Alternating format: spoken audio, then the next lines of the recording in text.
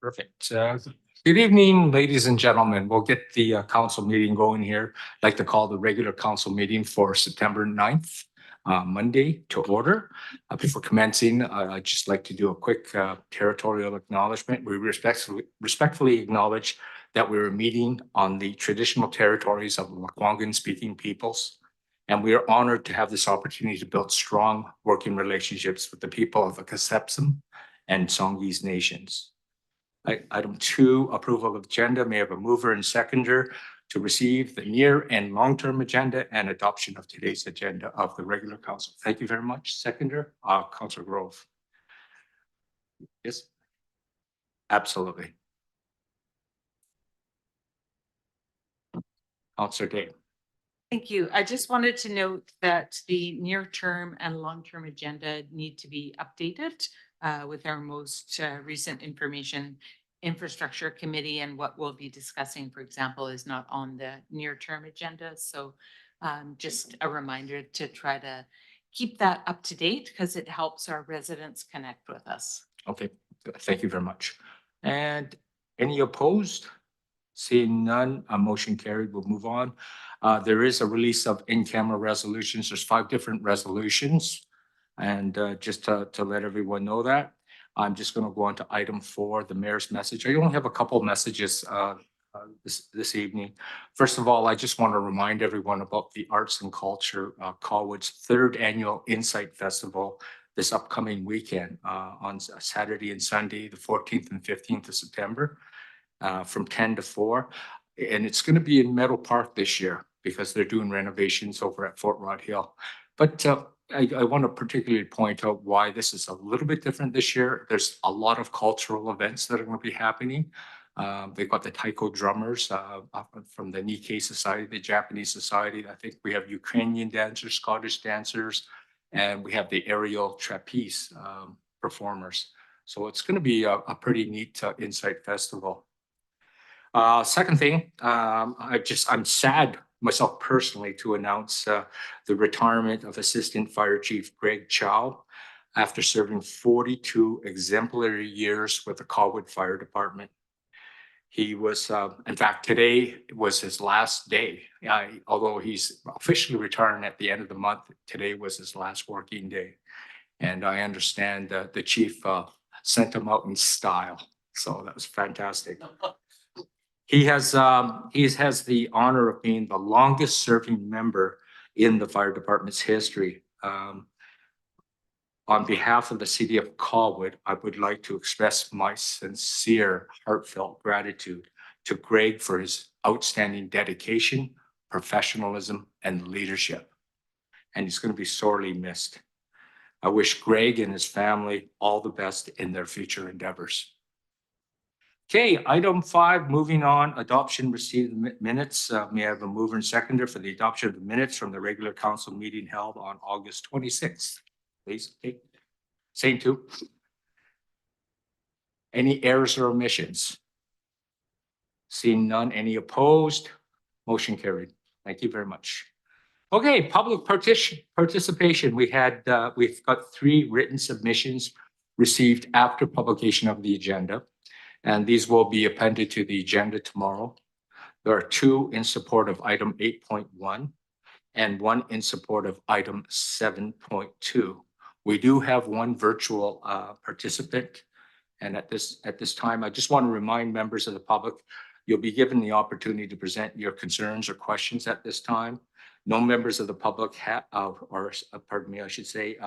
you'll be given 2 minutes, at which time you'll see the green, amber, or red light. Red light means if you could please sit down and finish it up, or you got 10 seconds to wrap her up. Just from the public, does anyone want to speak at this time or wait for the item? You want to speak at this time? Okay. So the only, Mr. English, I believe, is virtual. Mr. English, do you wish to speak at this time, or do you want to wait for the item? See there? He's muted. I would like to speak at this time, if I may. Right now, Mr. English? Sure, if that's all right. Okay, sure. Okay, so you're on, and then I'll let I'll turn it over to the floor. Mr. English, it's all yours. Well, thank you very much for this opportunity to speak to you this evening on a subject that's very important to our community. Before I retired, I worked for the BC government in a position that could influence medical services provided to communities throughout BC. When I joined the BC government, they took great pains to ensure that I clearly understood the importance of building and sustaining public confidence and trust in the ethics and integrity of government planning and decision-making processes. If I had accepted monies or other things of value that could be viewed as having a potential impact on the ethics or integrity of my work, I would have been fired. To be clear, I would not have been arrested by the police for breaking law, but I would have been fired by the BC government for engaging in behavior that undermines public confidence and trust in the integrity and ethics of government planning and decision-making processes. The Royal Bay Homeowners Association and its hundreds of members and supporters urge every member of council to join together this evening and approve Councillor Jordison's motion to immediately implement a policy clearly communicating that the City of Colwood expects its elected officials to recuse themselves from any city discussions, meetings, planning activities, decision-making, and voting processes that could impact developers who are connected to individuals who have given them money or other things of personal value. Thank you very much. My name Thank is you very much, Mr. English. Next. Carol, welcome. Hello. Thank you for this opportunity. Carol Brown, Scenic. As some of Colwood Council members may soon be attending the UBCM conference in Vancouver, I believe, Scenic asks that you consider voting for a motion. The motion is to eliminate fossil fuel funding at municipal conventions. Giving prioritized access to fossil fuel companies such as Fortis BC at the UBCM conference and other municipal meetings is not considered appropriate and represents an extreme conflict of interest when local governments are being asked to decarbonize and reduce their greenhouse gases in their community climate action plans. Just so you can see. Scenic asks you to vote in favor of the motion NR97 that states it is to be resolved that the UBCM will no longer accept funding from the fossil fuel industry and its lobby groups in support of conventions and meetings. Thank you. Thank you very much, Carol. Okay, we can, anyone else? No, I don't, Mr. Blog, no, yes, anyone else wish to speak at this time? Seeing none, I shall move on to delegations. Our first delegation, I'll get Chouhan Bradley, our occupational health and safety advisor. I think he's first, yes. Yeah. Mr. Grant, you're just eager as a beaver, you're second. I get Chouhan to introduce our speaker, please. Good evening, Mayor and Council. My name is Chouhan Bradley, Health and Safety Advisor for the city. So one of HR and OHS goals endorsed by Council for 2024 was to participate in external health and safety audit in support of achieving our certificate of recognition from WorkSafe BC, also known as CORE. We completed our first audit this spring and we were successful in receiving CORE. I'd like to welcome and introduce Justin Chouhan, who's the Director of Programs and Initiatives with the BC Municipal Health and Safety Association. He's here to give us a presentation tonight and to celebrate the city's accomplishment of receiving CORE. So Yeah, over to you, Justin. Awesome. Thank you, Sean. Hopefully everybody over in beautiful Colwood can hear me. I wanted to give kudos to the city of Colwood and have a short speech prepared here to celebrate the great work that the city has done.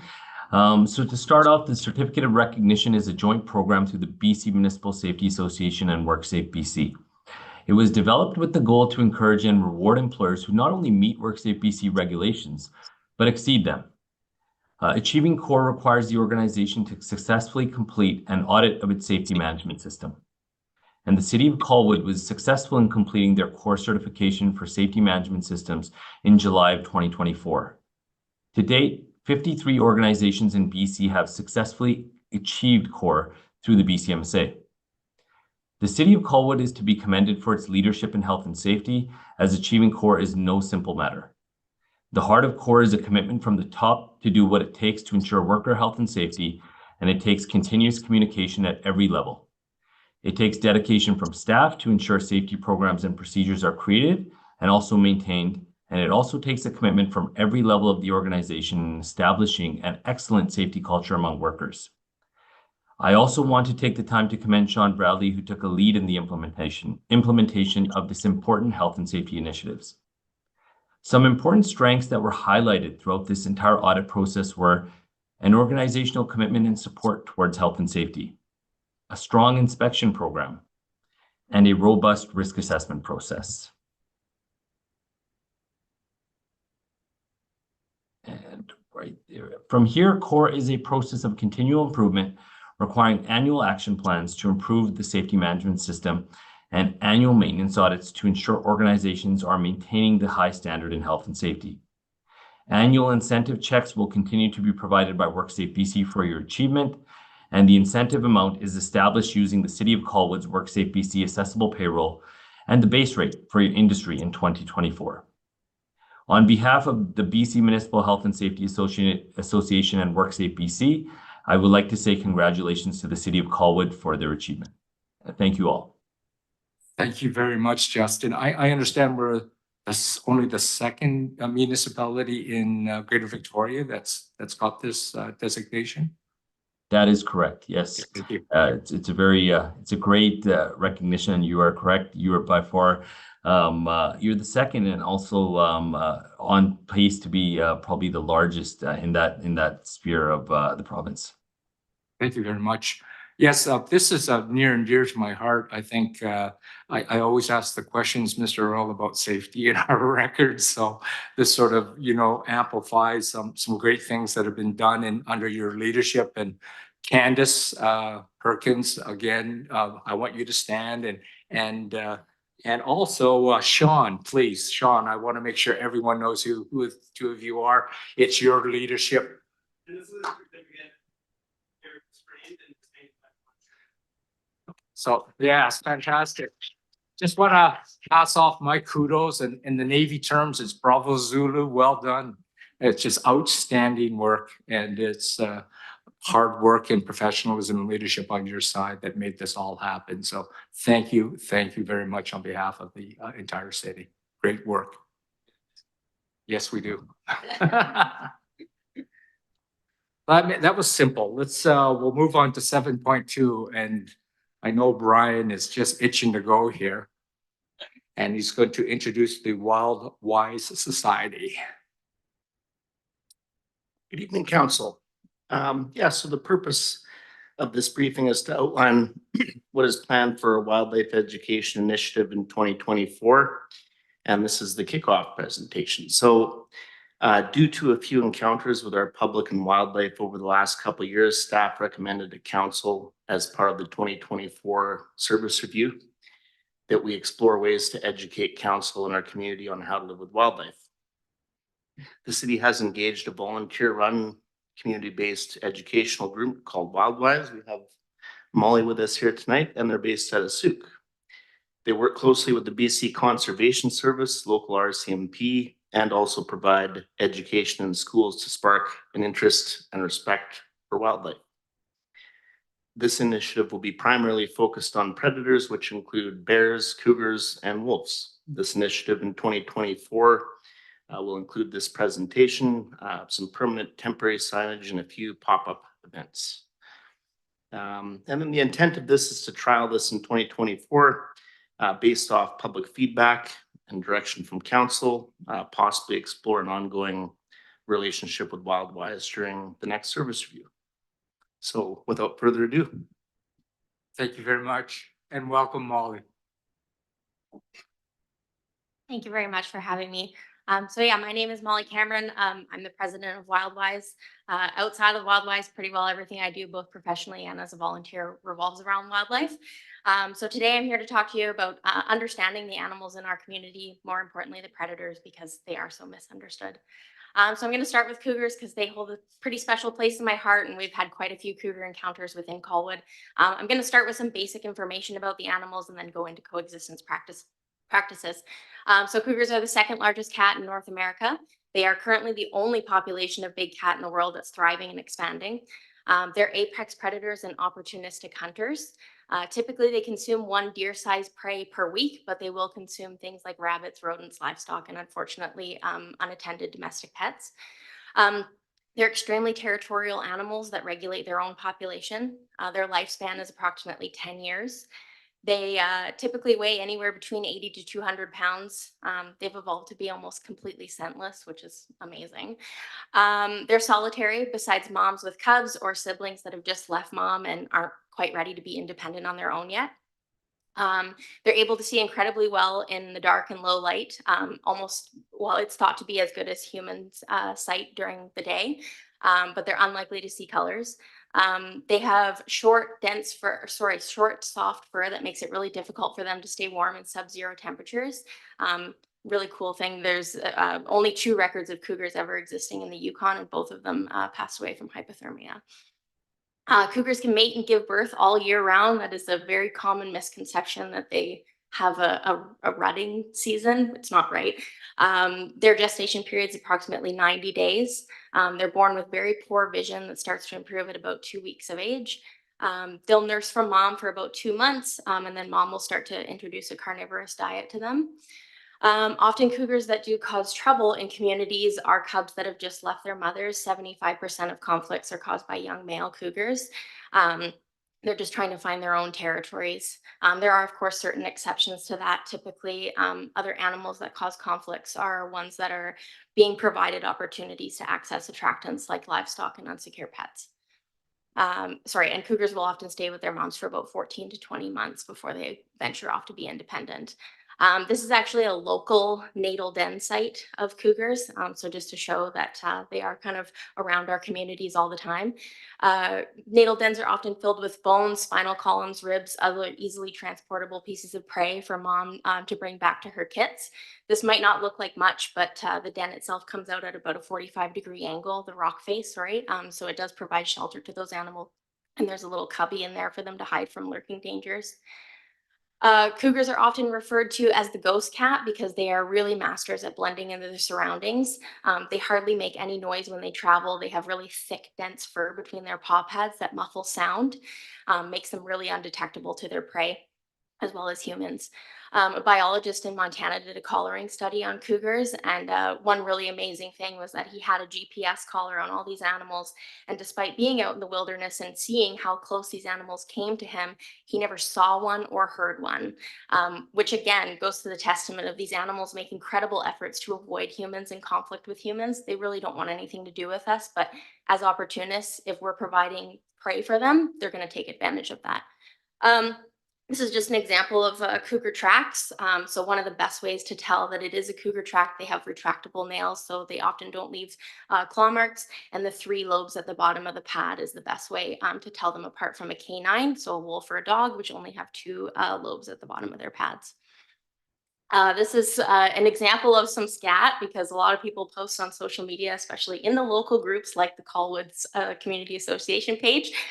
They're very curious of what has produced this. It's almost impossible to tell the difference between cougar and wolf scat without DNA analysis. All predator scat can contain bone and hair as well. So that's not an indication of what animal has produced this. This is a cougar cache site. So you might not be able to see it, but there actually is a deer under there. So they're quite efficient at hiding their prey from other predators for scavenging purposes. This is a video that I like to show. Will it play if I just click it?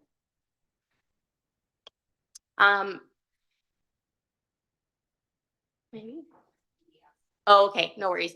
Anyways, the reason that I wanted to show this is a mother cougar with 4 cubs. And in the neighboring community of Machosen, there was quite a large issue with unsecured livestock. This mother and her 4 cubs did venture into Colwood, and they actually killed a deer on someone's driveway near Ocean Boulevard. Unfortunately, those animals became highly habituated because they were provided opportunities to be exposed to unsecure livestock on a constant basis. They killed 55 sheep and 6 goats over the span of 3 months. And unfortunately, 6 cougars lost their lives because of that incident. It was completely preventable if livestock was being managed and better animal husbandry practices are in place.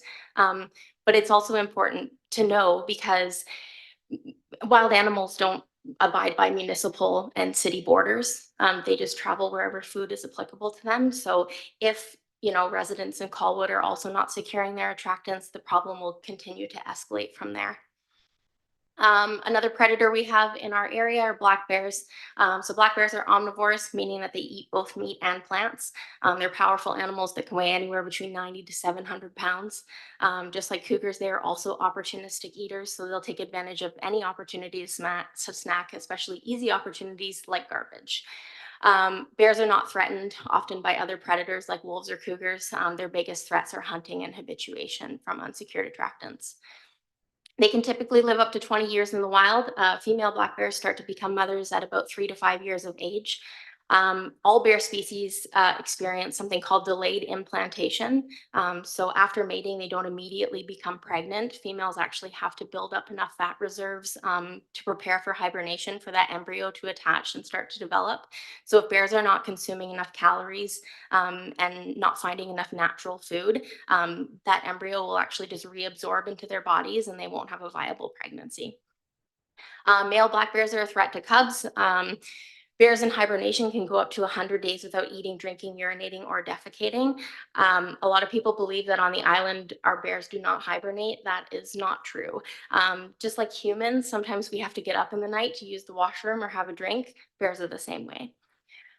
They can gain up to 30 pounds a week in the summer. During the fall, which is when we typically see the most conflicts with black bears, they're experiencing a biological drive called hyperphagia to build up as much fat reserves as they can before the winter.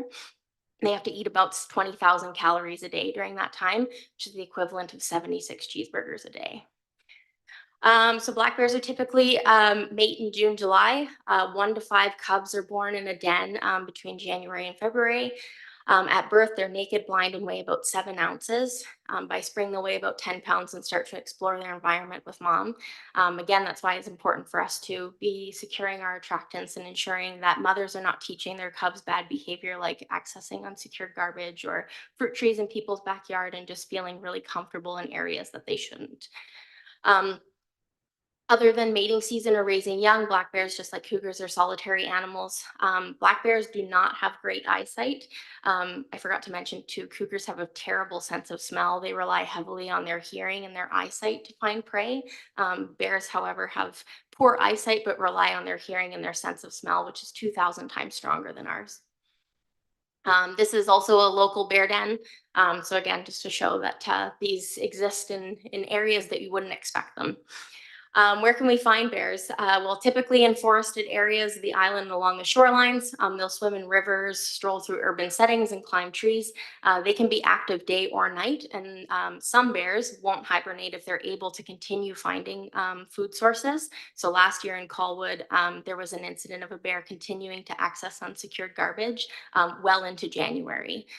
So if that food is constantly available for them, it doesn't encourage them to go hibernate.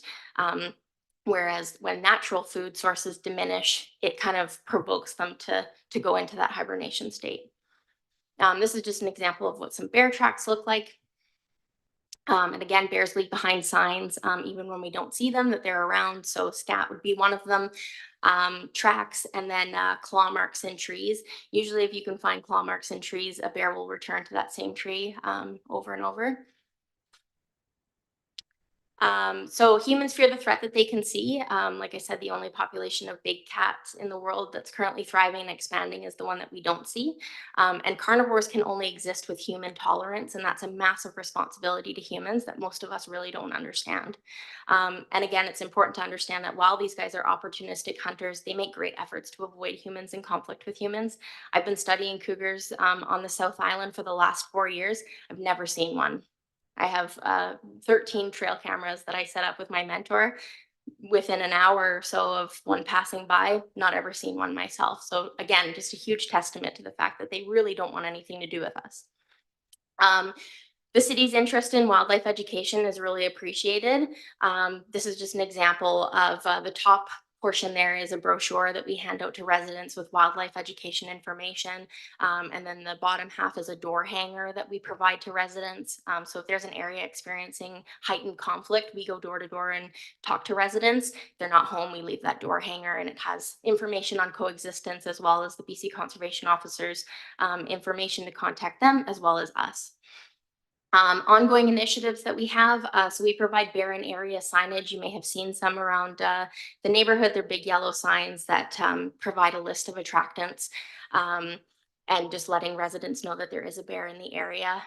Though we should be prepared to coexist with wildlife at all times and not exclusively when sightings are posted. Wildlife crossing signage when needed. So that's for deers, geese, heightened areas where game trails connect to urban settings. Again, door-to-door education, reporting non-compliance of attractant securement to the BC Conservation Officer Service. It is against the law to lure in dangerous predators like cougars, wolves, and bears. It's section 33.1 of the Wildlife Act. It is a finable offense for anyone in British Columbia. Community and school presentations to make the youth aware of their responsibility to coexist. We have market presence. We do marine mammal rescue assistance as well. So actually I myself just last month transported a harbor seal that was orphaned on Royal Bay Beach to Harbor Air, and then it was transported to marine mammal rescue. And then we do wildlife monitoring as well. So the cougar cameras as purple martin boxes that we have installed in Souk. This is just an example of some of the signage that we provide to the communities that we serve. Unsecured garbage is one of the biggest contributors to human-wildlife conflicts. Securing our garbage is the best way to keep bears away. Unfortunately, a lot of people, even with garages, store their garbage outside. Our working relationship with the Conservation Officer Service provides insight into areas experiencing conflicts and allows us to address them quickly in hopes of changing public behavior. We have engaged with the Canadian Military Environmental Officer locally as well because of the bear issues with garbage that were happening in Belmont Park last winter. So hopefully we're going to be able to work with them to provide education to that area as well. Other things that attract bears, not exclusively garbage, bird feeders, beehives, fruit, pet food, and again, livestock. This is just an example of some community and school presentations that we do, again, hoping to inspire the younger generation to have respect for the wildlife that lives among us. And then we do provide education in combination with officers as well. So they'll attend or speak at some of the information settings that we give. And then just an example of some market presence. And then again, just we do assist with marine mammal rescue. There was an elephant seal as well that was molting in Machosen, so in the neighboring area. Yeah, we can never kind of predict where they are, but having these wild settings provides opportunities. For those of you that don't know, that's Emerson. Emerson is a local celebrity. He likes to molt in the worst places ever with a lot of public presence. So we provide our time to encourage people to, again, respect the wild animals. This is part of the wildlife monitoring that we do. So this is a cougar sighting and conflict map from 2016 to currently. So you can see there are quite a few sightings in the Colwood area, as well as all the neighboring areas. And again, wildlife does not abide by municipal borders. So part of the education that we provide as well is just how to stay safe. It's not exclusively attractant management, though that is a big push that we do. So if we see a bear, encouraging people to stay inside, avoid their path, teaching people not to run. A bear can run 48 kilometers an hour. That's not a race anyone in this city is going to win.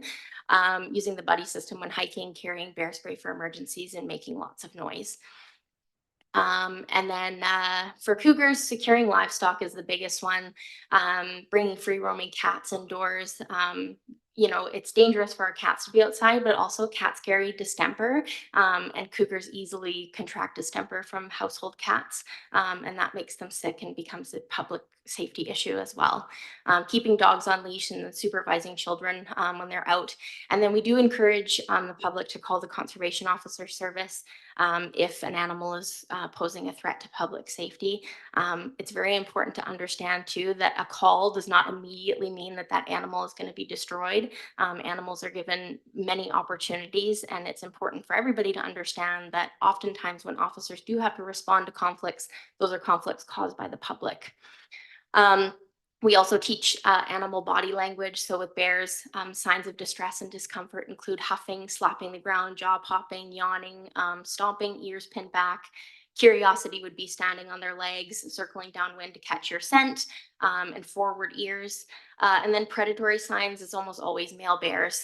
They'll be following you, kind of zigzagging around, intently focused on you, or potentially bluff charging. There also has been wolf sightings in Colwood within the past few years. So again, teaching that education of presenting a wolf with your physical being can cause them to become accustomed to you and let their natural guard down. We don't want animals to be habituated to us. Wolves are not a protected species in British Columbia as well. That's something that we really like to stress.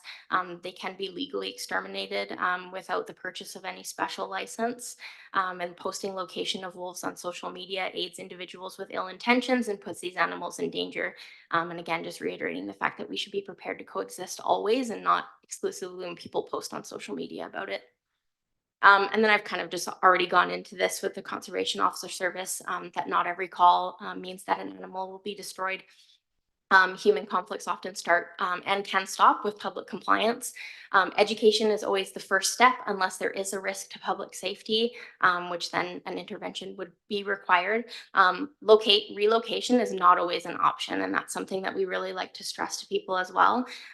Just because an animal is relocated to a different area doesn't mean that it's not in danger, especially with cougars. They're territorial. Just because we've sent it somewhere else doesn't mean that another cougar is not going to immediately just try and kill that animal. Same with bears, right? Just because it's out of our sight and out of our mind doesn't mean that it's a happy ending. Those are all things that we need to consider. Very important too to understand that only cubs of the year, so cubs that were born that year for black bears, are eligible to go to rehab. Cubs older than a year, there is no licensing available to those rehab facilities to be able to house those bears. Managing attractants really can save bears' lives. I don't know why this is all weird, but this is an example of a bylaw that the District of Sauk has just implemented this last year. We're a volunteer educational society. We have no real authority to make people secure their attractants. And the Conservation Officer Service has many duties outside of human-wildlife conflicts in our backyards that they're responsible for. So one thing that WildWise has been encouraging is districts, cities, municipalities to write bylaws to hold people accountable for their attractants. Not everybody cares about wildlife, but everybody cares about their own money. And it's the best way that we can make that initiative to save these animals and get people to respect their wild neighbors. Goals for the future for our society that we would love to have municipalities and cities involved in. We would love to see a year with no bear deaths. Attendance at Beats and Eats, as well as other community events that you guys hold to educate the public and have kind of our face there to answer any questions that people might have. Tourism brochures to encourage best practices for guests visiting our town. Community presentations and understanding of respecting wildlife opposed to fearing it. Encouraging, again, municipal bylaws for attractant securement. Encouraging better disposal of pumpkins around Halloween instead of all over Veterans Memorial, because not only does that attract bears, but it also attracts deer and poses a huge threat for vehicle collisions. Protecting wildlife corridors from development, enhanced wildlife monitoring to provide the best public understanding available, and continuing relationships with the RCMP and BC Conservation Officer Service to protect wildlife that roam into our community, and then building new relationships that serve the public and the wildlife that we share the landscape with. And yeah, I just want to thank you guys for your time. We really appreciate any support from any city and municipality. It's a really important initiative, and again, we are all volunteers working on this initiative, but we care about the animals that we share this space with, and we want to make sure that everybody stays safe. And if anybody has any questions. Thank you very much, Molly. That was a great presentation Thank and just the right pace. You covered a lot of material Yes. there. But, I'm really encouraged that, on how you're promoting coexistence of, humans and wildlife. So I love that flavor in your presentation. So I was just going to ask staff a quick question. Do we have a feeding wildlife bylaw in Colwood? Yes, no? Sorry. Yes. I'm gonna guess not, but I'd have to confirm. Unless anyone else does. Okay, thanks. Any questions? So, Councillor Jensen, please. Thank you. I think there's a lot there, and I think we do appreciate living in a community where we do have these occasional interactions, for the most part, that are pleasant. But by the way, as an anecdote, I have been close to a cougar, and the tail is massive, and that's the sure giveaway. But I digress. Do you see our bear interactions? I know there's a Bear Smart certification process. That do you see us as a community needing that or heading in that directions? Are our interactions? I mean, I understand places like Port Coquitlam and Port Moody and North Vancouver. I mean, they're very much bear aware and they're part of this Bear Smart program. But do you see that as something that's necessary for us at this point in time? Yeah, I mean, I feel that that's necessary in really any community. I moved to the island 8 years ago, and the expansion that I've seen in terms of development just in that short period of time is bound to displace a lot of wildlife and potentially cause those conflicts. Not necessarily, exclusively due to the loss of land, but due to the fact that a lot of people move here from other places and don't have that understanding. So encouraging that Bear Smart certification in any community is something that we fully support. Another issue that we face is unfortunately climate change. Last year, we had quite a few conflicts and we had a really bad berry crop due to the increased temperatures. There is potential for that this year. We're having a lot of heat later in the season. We don't know how that's going to affect the salmon. We support Bear Smart community certification in all areas because it really is the best way to keep bears safe and hold people accountable for their behaviors. Councillor Olsen. Thank you, Mr. Mayor. I know you just asked the question about the attractants, and Byron, you said you'd look into it, but I think that it's really, really important that I've been through our animal control bylaw, and I actually don't think there is any language in there that requires people to secure garbage. And so I kind of want to formalize that a bit if we can, like that maybe propose an amendment to our bylaw or how I go about doing that. But I think it's really, really important. We're seeing more and more, like you said, like wild animals there's in the neighborhood. So I think that's really important that we do look after that in our bylaw. Also with the pumpkins that are left on VMP, I don't know who even cleans all those pumpkins out, but I know that they're there for sometimes months at a time. Public Works. And I think that we do need to address that. So if we can make a note of that for staff, I'd like to see that come back as an amendment in our bylaw. Mr. Earl, if you can speak to that, that would be great. Thank you. One suggestion for that as well is to hold like a pumpkin smash event. The District of Souk does that. So it just encourages people to have a place to dump them as opposed to just dumping them on the side of the road. Yeah. Okay. Councillor Ward.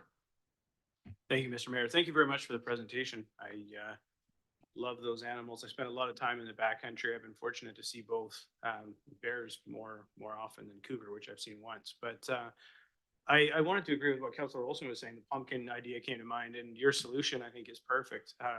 People tend to do something like that, and it kind of becomes tradition. So if we can start a new tradition, I'd happily support any kind of initiative there. I do think securing garbage is a big issue. You know, living in Royal Bay where I do, prior to Latoria South starting its development, you're right on the edge of cougar territory and bear territory. And a lot of the higher density developments, townhomes and condos and things like that, don't have any real regulations around securing garbage. And I see it regularly, like overflowing garbage bins just left out. People don't want to put their garbage into their garages for space considerations in higher density homes. So they leave them out 24/7. And that has caused some problems even where we are. So I think as a municipality, it's something as we encroach more and more into their space that that we should take a look. So if Councillor Olson is going to do something about revising those bylaws, I will definitely support you on it and second it when it comes to the table. Thank you. Yeah, no, and for those people that don't have garages as well, the encouragement to purchase bear-proof bins or bear-resistant bins. I know GFL provides a bear-resistant bin at a cost of, I believe, $265 to buy it outright, or under $5 a month to rent it. So there are a lot of solutions available. Councillor Jordison. Thank you, Mayor. Thank you, Molly, for presentation. I learned a lot just going through it myself, and I just wonder if there's ways with the city could also maybe provide notification, I guess, when we send other notices out to the community, you know, reminding people about this or educating them on it.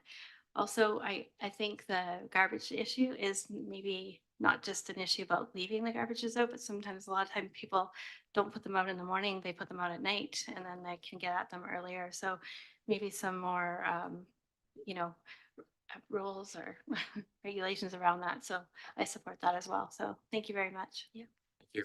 Yeah, it's a really good point that you brought up in actual fact, because I happen to live in a strata and they don't allow us to take it out till the morning. We can't take it out the night before. It's basically make the bears all disappear. Yeah, we do encourage people not to put it out until the morning of collection. Again, most predators can be active day or night, but they do tend to roam around more in those quieter periods when everybody's in bed and the garbage is just out of the road. Councillor Olson. Thank you, Mr. Mayor. I just had one more question for Mr. Earl. I just want to be clear. So if we're going to make an amendment to our animal control bylaw, is that something that has to come forward with a notice of motion, or can I just request it and it comes back? Like just the process, can you? Thank you, Sure. Councillor Olson, through Mayor Kobayashi. Based on what administration is hearing this evening during the service review process upcoming next month, we will include a review of the framework of bylaws that touch this area with options for both education and enforcement and new potential services. Thank you. Thank you very much, Mr. Earl. On that note, I don't see any other questions. Again, thank you very much, Molly. Thanks for coming tonight. Okay, we move on to item 8, which is new business. First on the agenda is 8.1, and this is from Councillor Jordison. Her notice of motion from the August 26th council meeting. And Councillor Jordison, I'm going to hand it over to you for what your motion is, please. Right. Sure. So the motion is that the city of Colwood, so I'll just, sorry, the city of Colwood, this is a recommendation. Yes. So, okay, that the city of Colwood expects elected officials to immediately recuse themselves from any and all discussions, city planning activities, meetings, decisions, and voting processes related to any matter of potential value to the developer if that elected official has received any monetary or non-monetary benefits totaling more than $25 from the developer or any closely associated individuals. This requirement encompasses but is not limited to the following individuals: and their immediate family members, spouses, parents, parents-in-law, siblings, sibling-in-law, children, and children-in-law, the employees of developers, agents of developers, and service providers or contractors to the developer. Okay, thank you. Can I get a second just so we can start discussion? Okay, Council Ward will second that. And I'm going to take it over for motivation first, and then I'm going to turn it over to you, Councillor Day. And if you want to motivate it, Councillor Jordison, please, and then I'll go to Councillor Ward as a seconder. Yeah, certainly. So first off, I just want to advise that I never gave my motion a title and I appreciate staff for attempting to do that, but this motion is not entirely about restricting anything. I mean, I guess it is, but while this motion may need some further tweaking, and after some thought, shouldn't necessarily be directed just at developers. Simply put, this motion is about anyone on council accepting financial benefits or even non-monetary benefits from anyone that has brought projects forward, or it's common for them to bring projects or developments, et cetera, to the city that then come to be voted on at the council table. I've seen some shady things happen in the past, and again, this past municipal election, that I think we as a council need to address.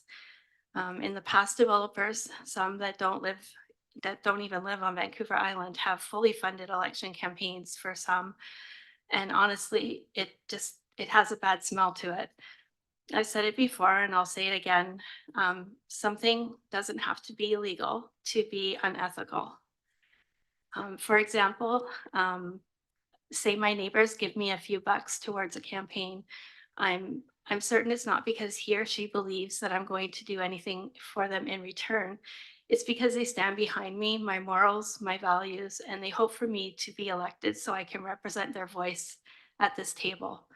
Developers can be friends of ours as well, and I have many, but the optics of taking money from someone that you know may be submitting projects for approval by this city looks bad. In the past, some developers have even gone to the extent of having their family members make the donation on their behalf, or the company staff to disguise the donation in their names. And I just don't agree with it. I guess I just want to remind everybody that a strong democracy is built on access to a government that conducts its business transparently and is willing to listen to its constituents. This is not really that different than the provincial government and the lobbyist registry. As a council, we need to be aware of anyone that has any stake in the game who would or could be seen to be attempting to influence municipal government decisions. This is my first term on council, and yes, I had full backing from neighbors to help fund my first campaign. But now I'm a councillor and I earn a stipend for being on this council. And out of that stipend, I should be able to fund my own campaign going forward. Honestly, I think my election campaign cost me around $2,000. We can't make or even suggest each other recuse themselves from a meeting due to a potential conflict of interest. We have to rely on each other individually to do the right thing. I feel that this council should send a stronger message that this type of behavior shouldn't be tolerated and that we can help restore the public confidence and trust in city planning and decision-making processes when it comes to development. I'd like to find a way forward to make this policy above the current conflict of interest policy, which is no different than the draft election sign bylaw before us here tonight. We already have a signed bylaw, but this bylaw is suggesting we make one specific to election signage. So I guess that's my motivation, and I'll let Ian. Thank you very much. No, it's great. Thanks. Ian, and then I'm going to go to Councillor Day and then Councillor Wilson.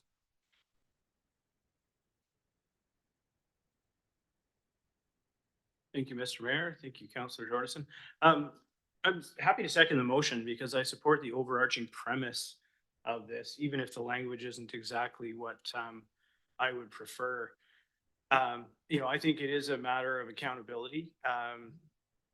There's numerous studies that show that developer monies in municipal politics have an adverse effect on particularly suburban communities. York University is one that's done a pretty comprehensive study on it. And with the rules that we have in place from the provincial government in terms of campaign financing, There was an effort made to perhaps reduce it by taking out corporate money, union money.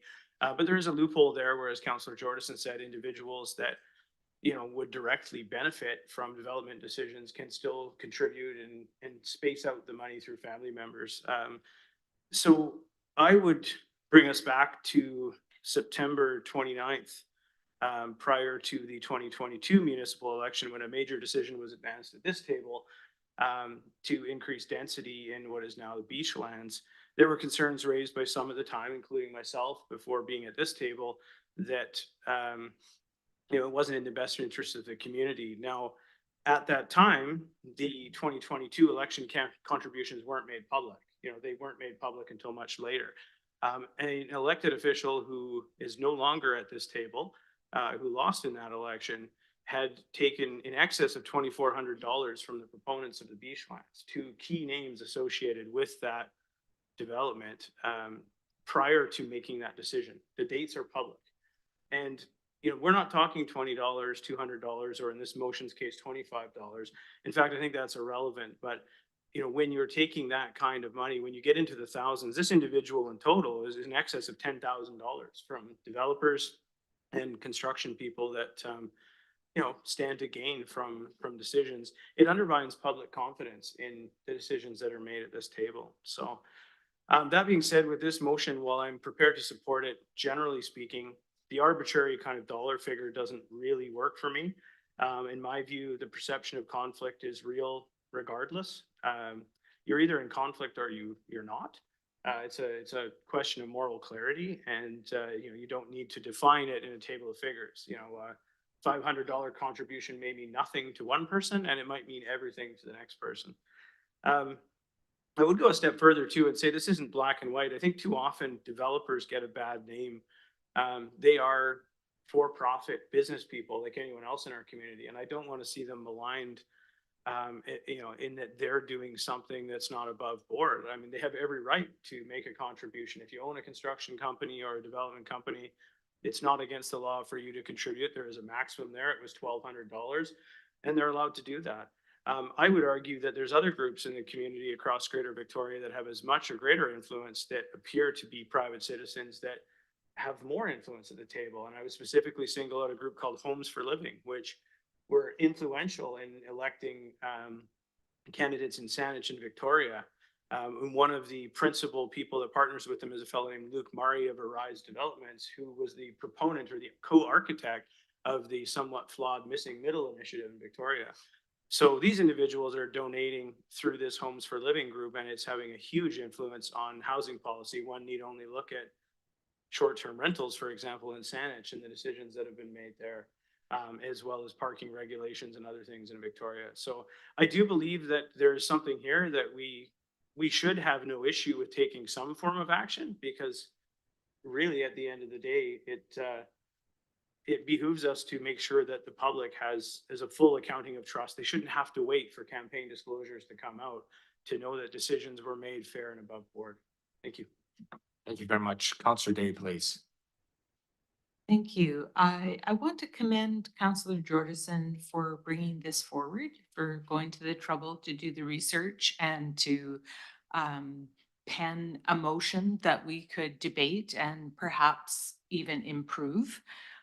Because I believe that she did what I think all of us should be trying to do, which is listen to what the community is saying. And she heard numerous voices in the community, which I've also heard, talk about the inappropriateness of the way it looks when people may receive whether it's election benefits or something else, and then continue to sit at this table. And it's up to each individual councillor to determine when to declare a conflict of interest. But that cannot just be at the table. It may be in what goes into the forming of decisions.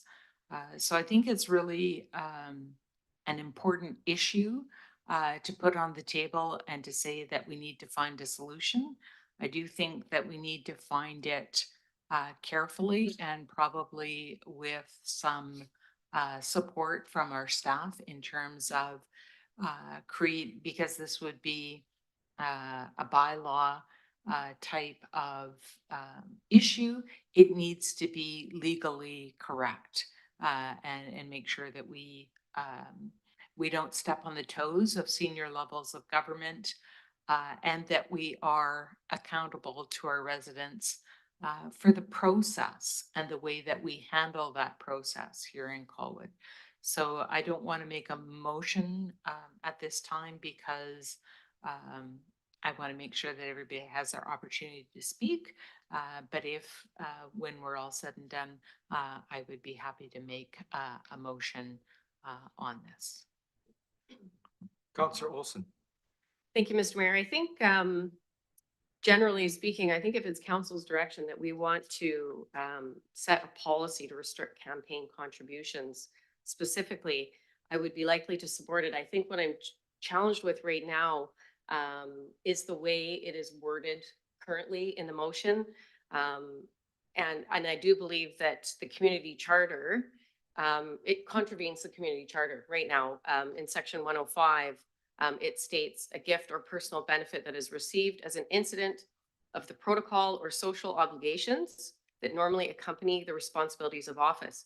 So to me, this motion essentially is telling me that, you know, there are events that we were socially obligated to attend within the community as part of our role as an elected official. We're no longer able to do that. So I'm feeling, I'm struggling with the value attached to it.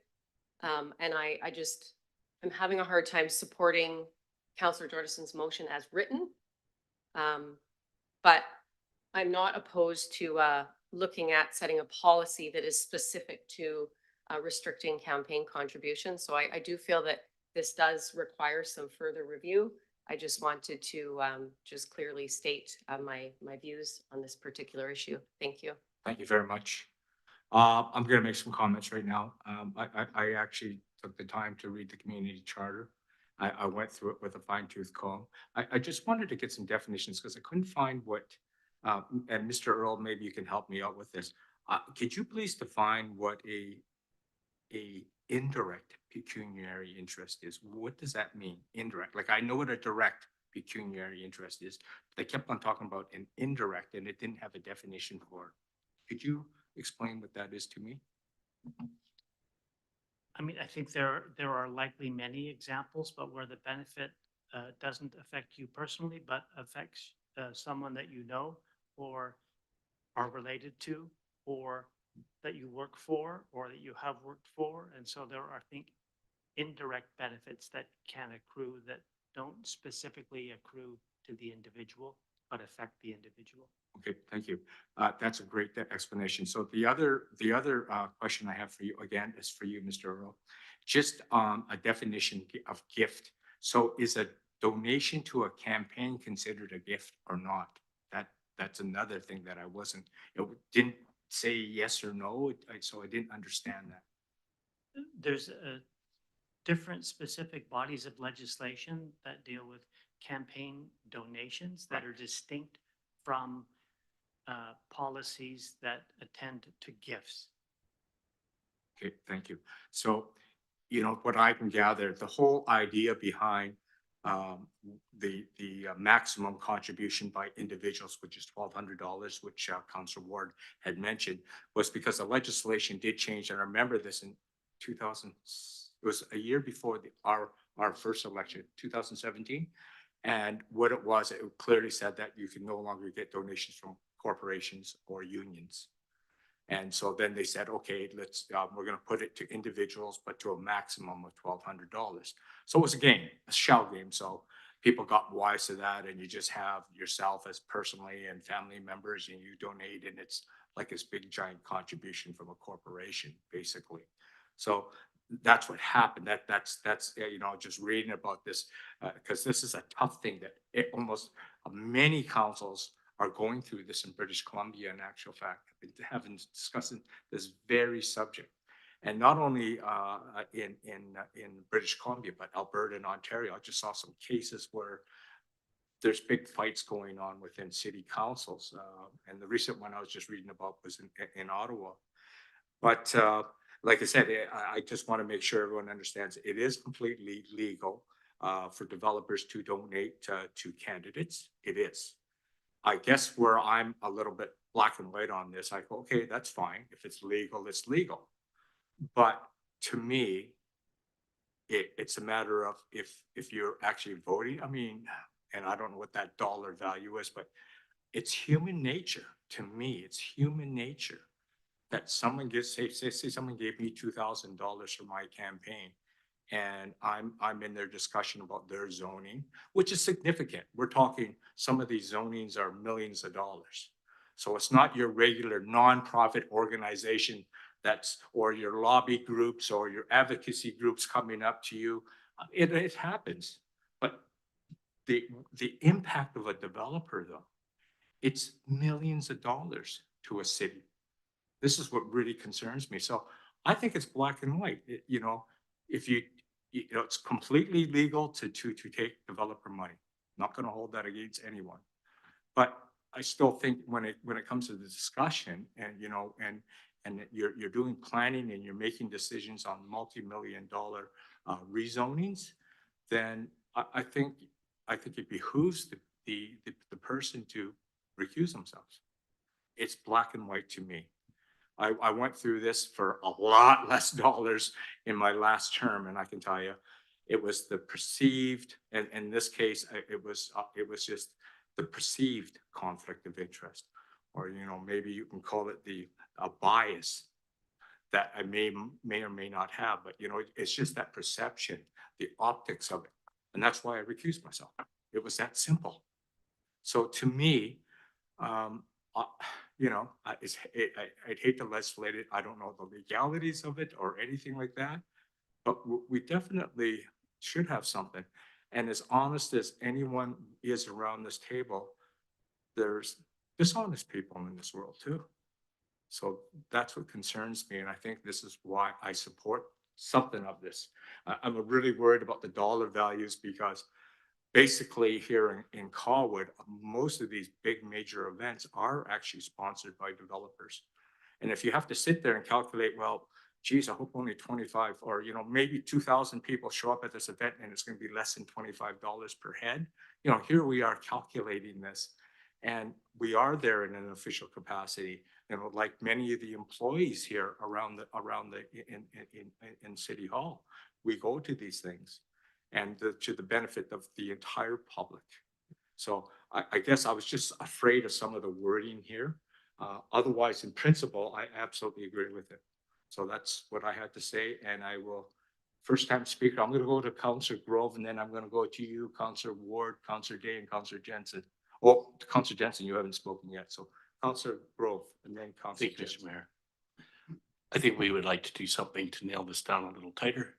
I think we need legal advice. I think we need staff's input to recommend the motion or a bylaw that makes sense and is strong, that we can debate and discuss. And I think that it's good to remember, I think it's very, very hard to prosecute someone who has received funds from developer or any outside commercial or otherwise interest. And if we can't prosecute it, if there's no solid way to find out the facts and the truth in the matter, we're just playing a game with words, because the community charter is perhaps vague because it is so hard to nail down. I don't know. I'm not that wise. So I would support having staff develop this, make this motion tighter. I don't agree with the amount, the $25 either. And they wording it to me, I don't know legalese, but I would be comfortable if it were to be sent to staff to be discussed and trialed through our legal advisors, and could come back to council for something that would speak to somehow this notion of taking recusal from a voluntary status to kind of a more a requirement. Thou shalt recuse yourself rather than you may recuse yourself, or think, don't understand the wording. I wish everyone well, trying to figure out how we can do that any better than what it already is. It's hard to legislate taste. You can't. It's hard to legislate ethics. I think that's what we're trying to do here. And for me, this motion doesn't do it, so I would be happy to see something come back. Okay, thank you very much. I'll go to Councillor Jensen and then Councillor Ward for second and Councillor Dave for second. Councillor Jensen. Yeah, thank you, Worship. A lot of the highlights have been touched upon, and you know, I'm hearing what the table has to say, and quite frankly, I find some congruity. The part that bothers me a little bit here, and I think it's been touched on, I mean, I can down a lot of petty fours, and now I got to add them up to make sure I don't hit the $26 worth. I mean, it's a bit murky on how that is enforceable, and it is clear that the provincial government recognizes that there are social obligations as part of our duties. We get invited to things all the time, you know, and the community charter, you know, further to the same subsection C of section 105, clearly in the act differentiates a lawful campaign contribution. It mentions in C a lawful contribution made to a member who is a candidate for election to a local government is one of the exceptions under the restrictions on accepting gifts section of the community charter. So because the government recognizes that, you know, and there is a whole nother piece of legislation, which is the Campaign Financing Act. I know it was touched upon. You can only contribute $1,250 to your own campaign. So it does require some funding of some degree, you know, and you have to go out and find some money if you want to get the ads and buy the signs and what have you. Perhaps the next election might be a lot cheaper with way fewer signs, thanks to Councillor Ward. So you won't have to fundraise as much. But I digress a little bit, but you know, honestly, we have a lot of great language in our current code of ethics. I went through and I highlighted a lot of it, and we're not supposed to be taking gifts or accepting gifts, with a few exceptions. It specifies a $50 value, so I'm not sure why that seems a little bit arbitrary as well. But again, it's quite restrictive. And you know, one thing that is interesting is that this is serious enough for in reviewing the Campaign Financing Act, and making mistakes or errors or fraudulently submitting documents, it all leads to the loss of your seat as one of the remedies on most of those sections. So clearly it's something that the government takes quite serious, as should we. But the reality is, I mean, in this particular motion, I struggle with benefit. It says benefit. It doesn't say campaign donation. So are we talking about a net benefit? Or are we talking about a campaign donation? Are we talking about both? Again, we spoke about some of the language in the motion. I think that's a little murky. And if we're including it all, then we should be spelling it out in some excruciating detail. Otherwise, this is going to be a boondoggle for some law firm, quite frankly. As far as rolling in the family members and workers and you know, whomever happens to work for a developer or is their third or fourth cousin, like it just seems like it just goes on and on and on. And again, some more specificity is what's required. And I do, you know, I would like some direction from staff, Mr. Earl. I mean, if we create a bylaw or even a policy that contravenes in some way a senior statute, do we run afoul of the provincial government or the federal government for that matter? Mr. Earl. I mean, it would all depend on the facts of the specific situation, but if a bylaw is found to not be in alignment with legislation that we're allowed to pass, that bylaw will fall. Thank you. And as far as the terminology around benefits, I think it's been touched on here, but I mean, there's a lot of philanthropic events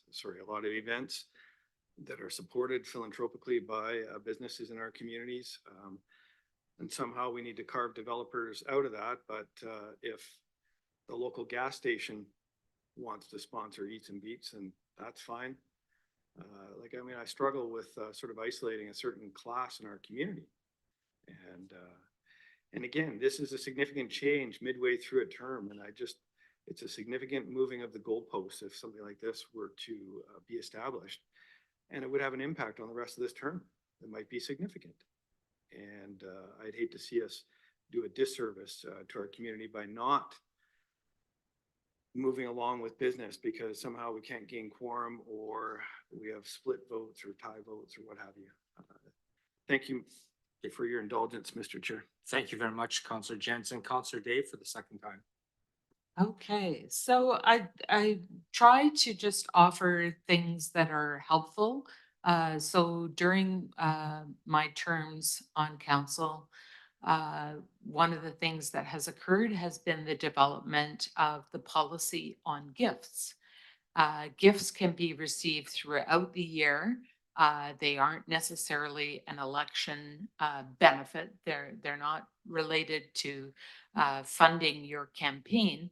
But when we go to UBCM or AVICC, you may be invited out to a lobby group's soiree.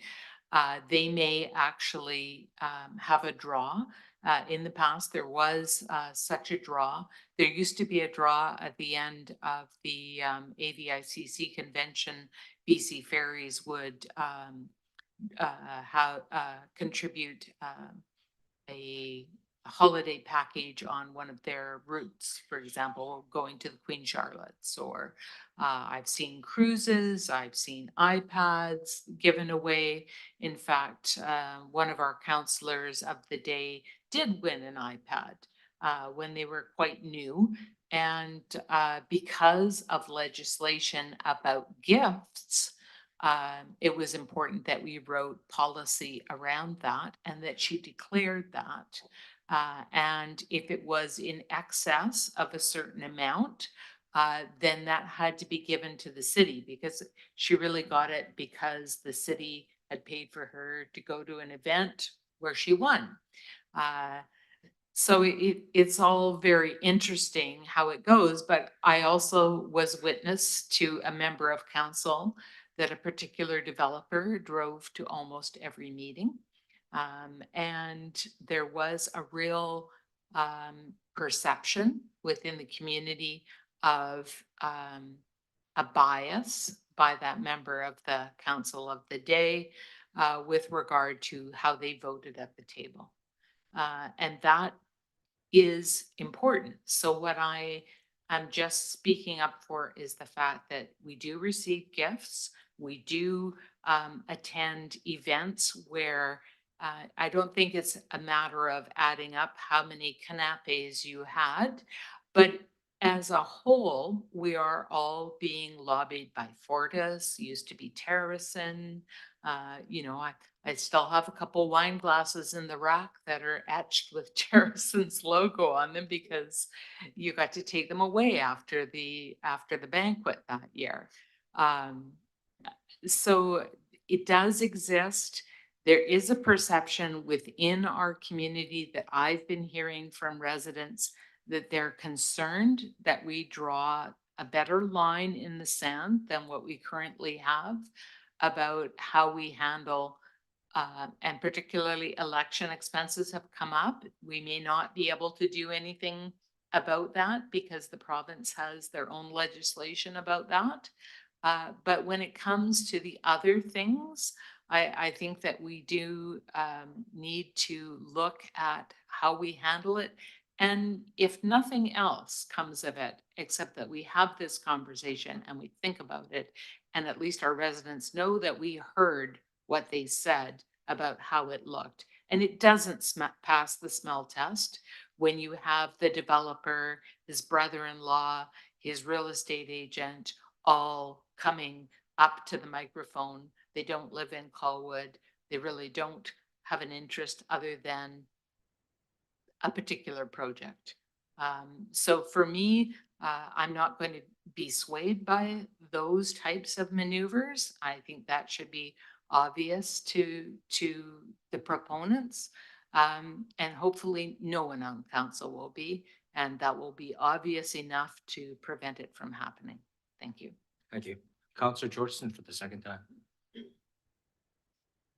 Okay, I just wanted to say that I just wanted to remind everybody that I did say that the motion wasn't perfect, that it and that perhaps it shouldn't be directed necessarily right at developers, but they tend to be the ones with the projects that bring them forward. So and the ones with the money.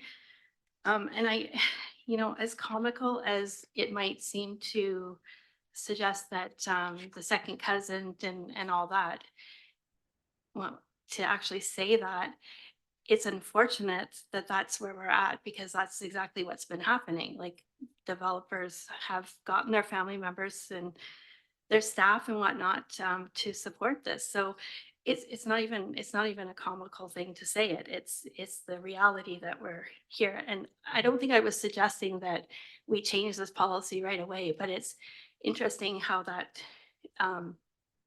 is perceived by some to be a concern. If we were to change this policy right now, how that would affect things. And there are other cities, just so you know, that have adopted a policy and included developers in it for not supporting election campaigns and whatnot. So it's not like it would be the first time to have something like that. I think at the end of the day, I think what I'd like to suggest is I brought it forward. It's not perfect, and that perhaps maybe it could be referred to staff. Thank you. Thank you very much. Oh, I'm gonna do my second. Oh, you haven't done your second, have you? Oh, sorry, Councillor Ward for the second time. Well, I may or may not be stealing your thunder, Mr. Mayor. If so, you could have the power to turn my microphone off. But I think what I'm hearing from others, and certainly at least my belief, is that the overarching premise of this is sound, that, you know, there is there can be a perception of impropriety. And I think this isn't about pointing fingers and blaming anybody. In many ways, it can also be about protecting the integrity of the people at this table, right?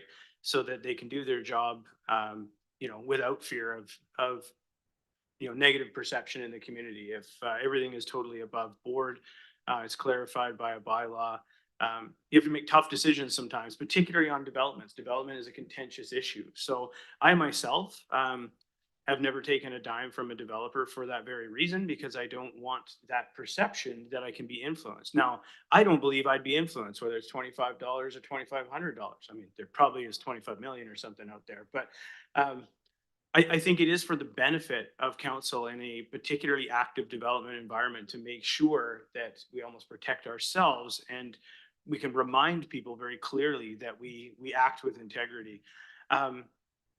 I would like to make a motion that we refer to staff to seek legal guidance on a motion of some kind that, you know, using this as the framework would allow council to examine how we can protect ourselves against that perception particularly around campaign donations from individuals associated with projects. I don't want to just say the name developers, because there's others out there. There could be large construction contracts, for example. If you own an excavating company, you know, they're not a developer, but there could be perceived impropriety there if you receive money from multiple members of a family in that circumstance. So I think in order to advance something here, I think we would need a legal opinion on what exactly we can do.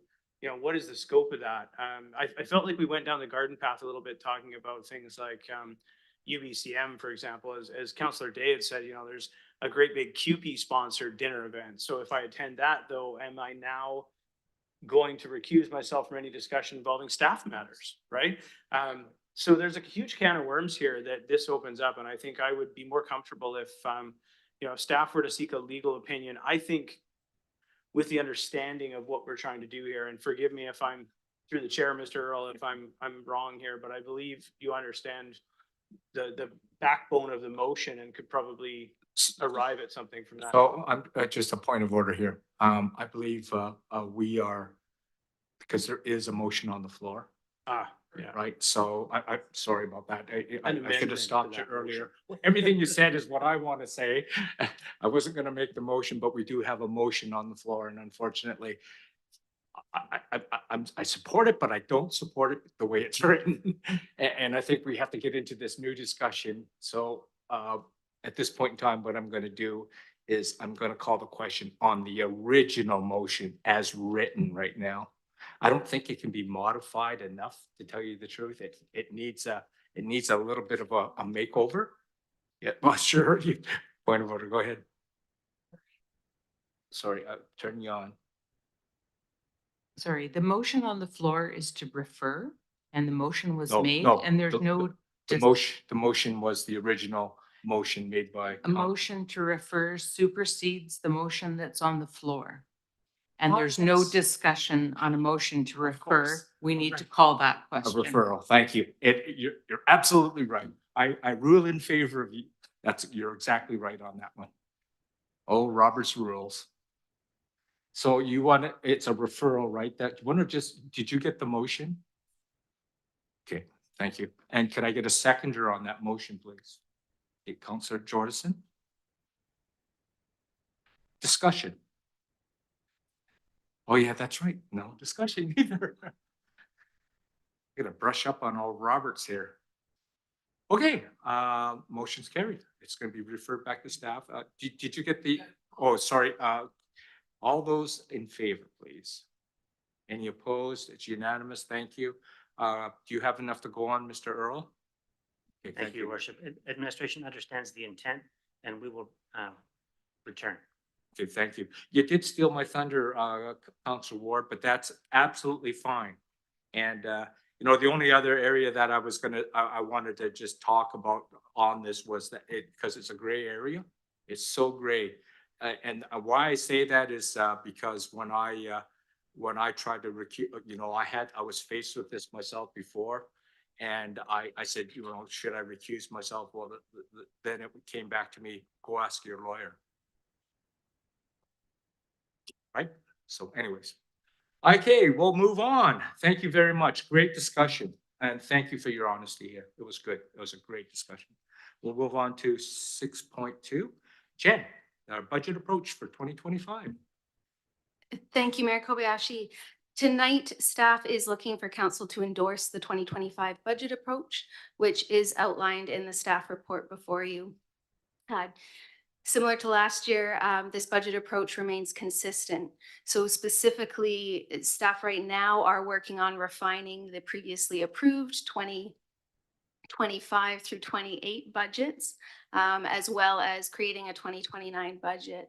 We will then be returning during service review to speak to those budgets, but also to speak to our respective service areas, what has transpired in the last year, what's going well, opportunities for improvement, an opportunity for us to confirm your expectations of us, as well as to review and confirm priorities for our service areas. We'll then return out of service review and into budget deliberations. So appendix of this staff report outlines the timeline that we are suggesting. This timeline has been shifted up from what we have done the last couple of budget years. So pleased to answer any questions that you may have on this approach. The staff report does also outline the previously approved tax increase for 2025, as well as where we are trending and ultimately what our team is targeting for when we return with refined budgets. As you know, there are a number of pressures on the city finances as we head into 2025, particularly in the area of public safety, policing, fire rescue services, as well as we introduce some debt servicing implications. So we will be reviewing those in detail and reviewing updated budgets with service review, but pleased to answer any questions that you may have tonight. Thank you very much, Jenn. Councillor Dave. Thank you. I just was curious, there is 2 dates in October and then 3 dates in November, relatively close together. And I'm just curious, why then, there's kind of a fairly big gap before we come back to looking at it again in December. I'm just wondering why that is. Through the mayor, thank you for that question. To be specific, at service review, we are looking at operating budgets. So we're looking at core operating budgets as well as those to support our special initiatives, our one-time. We are not looking at capital budgets. Last year definitely reminded us of a couple of challenges. One, the staffing capacity to support the annual service review meant that we really weren't reviewing and compiling capital budgets and capital plans. That month break there specifically is so that staff our internal submission deadlines, end of September for operating budget submissions, end of October for capital budget submissions. So by having that break between service review and between budget deliberations starting, that gives our team chance to review capital budget and capital program submissions. Great, thank you. Great, thank you. Any other questions? So can I get a mover and seconder on staff recommendation, Councillor Ward and Councillor Day? Discussion? Any opposed? Seeing none, motion carries unanimous. Thank you very much. We move on to short-term rentals. Grace Decker, you're on deck.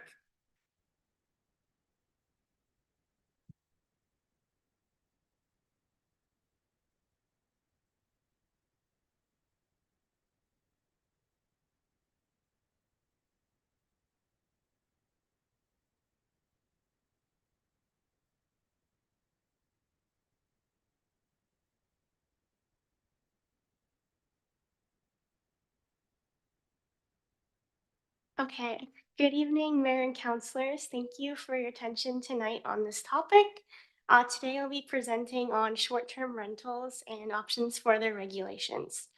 So as of in May of 2023, following a staff briefing, Council passed the resolution that staff be directed to investigate the parameters around instituting a short-term regulation bylaw, including the possibility of applying a municipal tax specifically dedicated to the Affordable Housing Reserve Fund. So in this presentation, I will be going over what that option might look like, as well as alternative options for the regulation of short-term rentals in Colwood. So for context, despite the benefits for visitors and the local economy, there are potential negative impacts of short-term rentals, or STRs, that are important to consider. The most obvious being their impact on housing availability. STRs divert or remove homes from the market that could otherwise be long-term housing. This housing loss is mostly associated with a non-principal residence STRs. As well, the potential earning revenue from STRs can drive property prices higher than local incomes can support, which contributes to housing unaffordability. There are also potential community impacts, such as parking, noise, or disruption complaints, and local governments may have capacity challenges to develop short-term rental policies or to monitor and enforce listings. Enhancing residents' well-being, particularly by creating more housing supply, is a key priority in the 2024 to 2027 strategic plan. The intent of regulating STRs is to create a balance between the benefits of tourism in the community and the need for long-term housing for new and existing residents. Data from airdna.co indicated that as of August 26, 2024, there were approximately 168 active STR listings in Colwood. And of these listings, 87% were entire homes and the remaining 13% were private rooms. The number of listings on Airbnb and VRBO has increased by 4% over the last 3 years. And the city receives an average of 1 to 2 approximately formal complaints per year related to STRs. As of, in October of 2023, the provincial government passed the Short-Term Rentals Accommodation Act. This legislation restricts STRs to the host's principal residence plus one secondary suite or accessory dwelling unit. This applies in municipalities with populations of over 10,000 and in neighboring smaller communities. And this legislation also provides local governments with enforcement tools such as increased fines, data sharing, and more accountability for online platforms. The mechanism by which a tax could be applied to STRs is through the provincially managed municipal and regional district tax. This program is an up to 3% tax applied to the sales of short-term accommodation provided in participating areas of BC. The tax is collected by the province and distributed to designated recipients. The intent of the MRDT tax is to raise revenues for local tourism marketing programs and projects. But in 2018, affordable housing was added as a permissible use of funds. Colwood is currently not registered for the MRDT, but would be eligible to apply. However, the application process is quite complex and time-consuming, including requiring consultation with the regional district and local tourism stakeholders and accommodation providers, specifically those offering 4 or more units of accommodation. To use the funds for affordable housing, there are additional requirements for the application and annual reportings. In addition to taxing STRs through MRDT, there are various tools that local governments can use to regulate STRs, including business licensing and zoning bylaws. The benefit of business licenses is that they allow local governments to know how many STRs there are in the community, or at least how many have registered. And once the data sharing system with the province is in place, will allow for more efficient enforcement of non-compliant properties. Several municipalities in the CRD region have business license requirements, including the City of Victoria, District of Metchosin, and the Town of Sydney will be requiring business licenses as of 2025. Zoning bylaws is another tool that can be used to restrict STRs to certain zones. For example, the District of Central Saanich, the Town of View Royal, and the District of Saanich have either prohibited STRs in all zones in the case of Saanich or restricted them to specific zones. So this brings me to the recommendation. Given the cost, complexities, and time associated with applying to and implementing the MRDT program, staff are recommending that rather than applying the municipal tax through this program, Council directs staff to prepare a draft bylaw to amend the City of Colwood Business License Bylaw number 1812/2020 to require operators of short-term rentals to obtain a valid business license. The business license requirement will help determine more accurately the number of STRs in Colwood and stay informed if there are any changes that might warrant additional regulation or restriction in the future. And being able to request platforms to remove listings without a valid business license will help with enforcement as well. The second part of the recommendation is that Council directs staff to prepare a draft bylaw to amend Colwood Land Use Bylaw number 151/1989 by adding a new definition for short-term rentals as a permitted use auxiliary to residential uses in alignment with the provincial legislation. It is expected that the principal residence requirement at the provincial level will reduce the impact of STRs on housing availability, as it will limit the amount of entire homes being rented as STRs that could otherwise be long-term housing. So that is the rationale for permitting STRs in all residential areas as opposed to a more restrictive approach. So that concludes my presentation tonight. Thank you for listening. I am available to answer any questions. Thank you very much, Grace. That was a good report. I will hand it over to Councillor Day, please. Thank you. Very good report. And I noticed in the data, both in the previous report that came forward to council and in this one, the vast majority of the properties that are being rented out, they're renting out the entire house, 87% in the most recent data. So with that being the case and the provincial legislation moving it to needing to be your primary residence that's being rented out.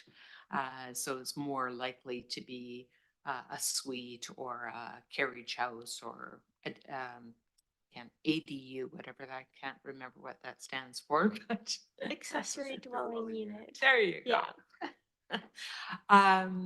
The issue that I am concerned about that maybe isn't showing up in the statistics is that the issues may be problems that are related to parking or noise complaints that may not show up as being related to whether it's being Airbnb'd or not. And with it moving to being a secondary unit that's the rental rather than the whole unit and all of its parking, that parking may be more of an issue. And that's certainly something that we consider with all of our business licenses too. We have requirements for parking. If we simply add this as a permitted use in all residential areas, we, I believe, may be missing the necessary requirement, which is that they be providing parking for the people who are coming. So is that something that is addressed? I thank you for your question. I think that that would be something that we would want to address as well on top of this, but that is not encompassed in this recommendation. But we would, I agree that that would make sense to add something in the business license requirement to provide adequate parking.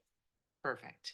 Yeah, that's the only thing I could see. I completely agree that to the examination of the potential for revenue under the new tax scheme, although it sounds like a great idea, probably the overhead is going to quickly eat up any benefits. And in which case, we're probably better off putting our efforts to ensuring that there are no negative consequences of approving these within all zones.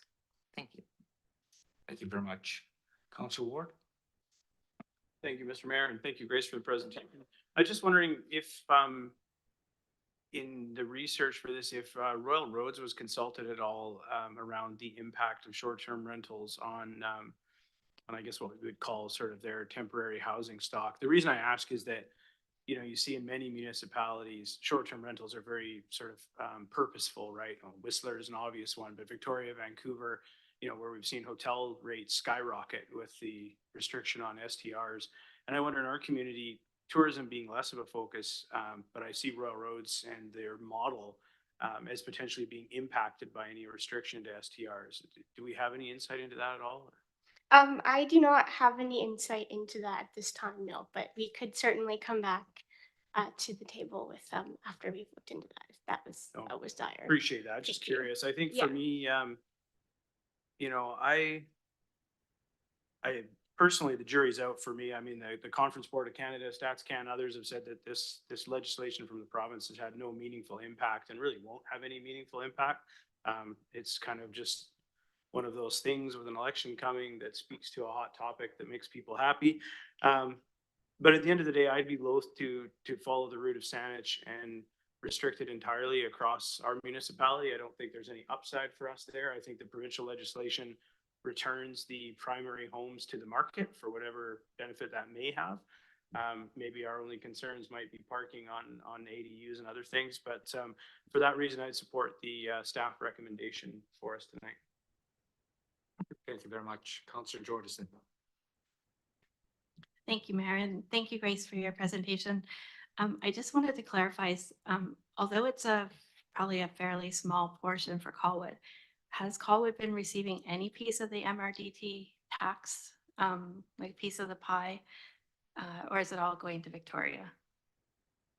Colwood is not currently receiving any MRDT. So that's not even, I don't know if there's much of a requirement from the city, but like it's the host just needs to specifically state that the listing is a Colwood listing. And I guess because we don't have our address that actually says Colwood as part of it, we could be potentially missing out on some money that should be coming to us and not to Victoria. So just putting that out there. Thanks very much. Councillor Jensen. Thank you. I do believe that this is partially my fault, all of this effort. So I do appreciate the fulsome report. Thank you.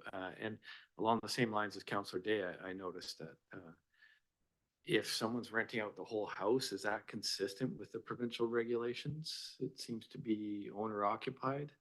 The provincial regulations state that you can rent your whole home for like a portion of time, like a few days, for example, when you're away on vacation, but not for like an extended. I gotcha, because I'm betting that those people aren't moving out of their house to let somebody move in. I'm betting that they're regular routine STRs more than likely. But I'm a bit cynical. So that's just my 411 on that. But I appreciate all the efforts put into this. And I do believe there is some space for us here to make some changes. And I do like the motion. I would appreciate seeing that come back at some point soon enough. Thank you. Okay, before I give it to Councillor Day for a second time, I've got questions.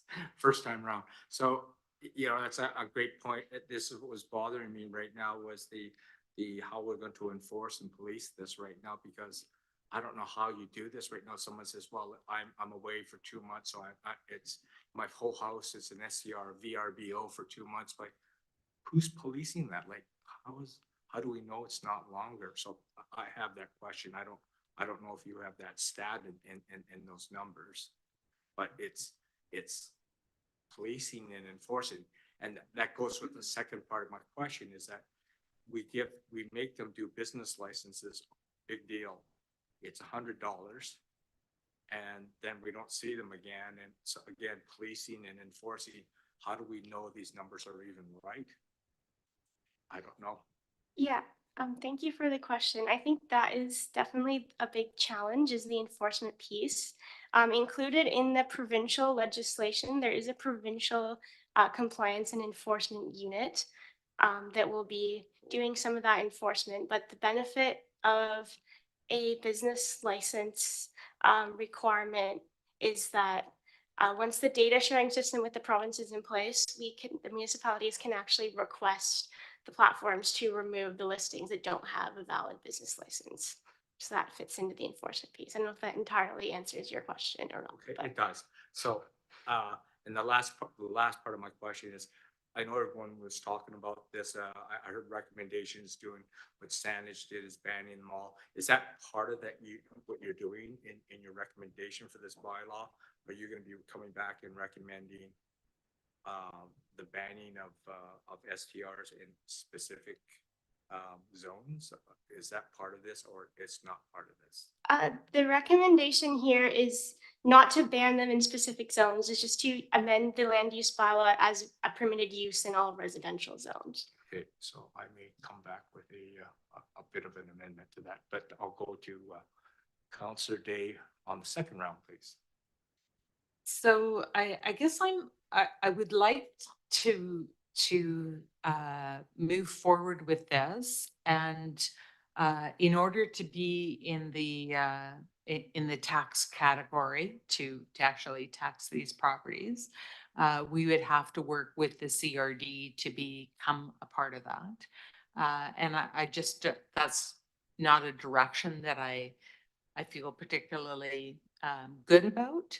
So the recommendation as it stands is to say,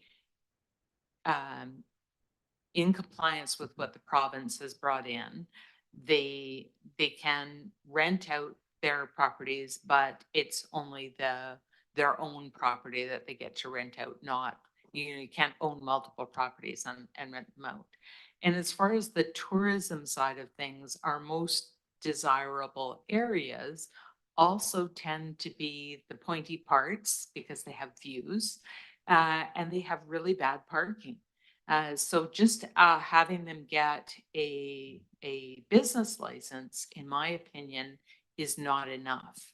So I'm trying to ask how I can amend the recommendation so that while we allow short-term rentals within Colwood, which means that they have to be somebody's principal residence, and if they choose to rent them out while they're away for a couple of months, so be it.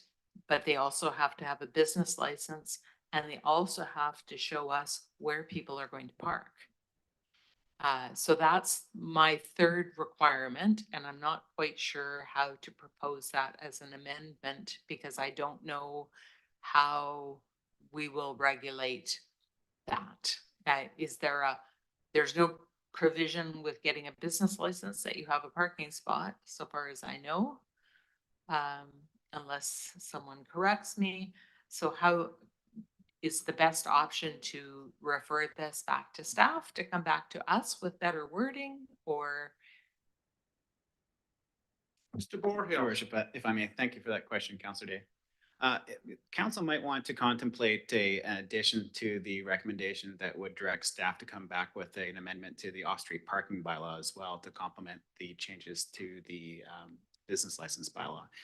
In that case, we could look at what would be appropriate for parking requirements for short-term rentals and offer options to council to include those in that separate bylaw.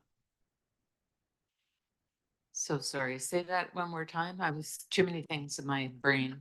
So in addition to the proposed changes, if council was desirous of including specific parking requirements for short-term rentals, council could direct staff to come back with options to amend the off-street parking bylaw as well as the land use bylaw and business license bylaw. Okay, I'm not sure that that accomplishes it because that's another big can of worms to ask staff to open up. So I'm going to propose the recommendation and that staff bring back options to ensure adequate parking for short-term rentals. That's perfect. Can I get a seconder on that? Councillor Jensen? That's great because it's accomplishing what I was trying to do with a ban in certain areas that couldn't do that. So perfect. Thank you. Discussion on the amendment. Oops, sorry, Councillor Ward. I'm sorry. Councillor Ward.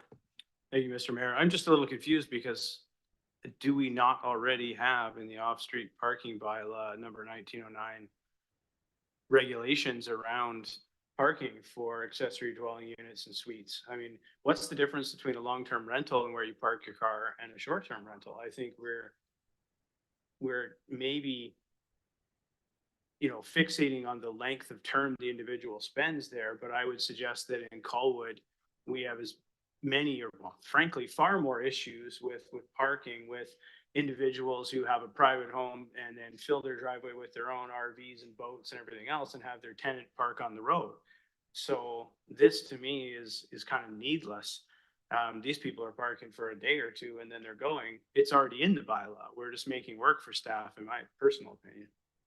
Yeah, the only exception to that, I would say the same thing, Councillor Ward, but it's the VRBOs, the houses that could be rented out for 2 or 3 months. And if they become party homes where where lots of cars are coming to it, I don't think that's covered in our current bylaws.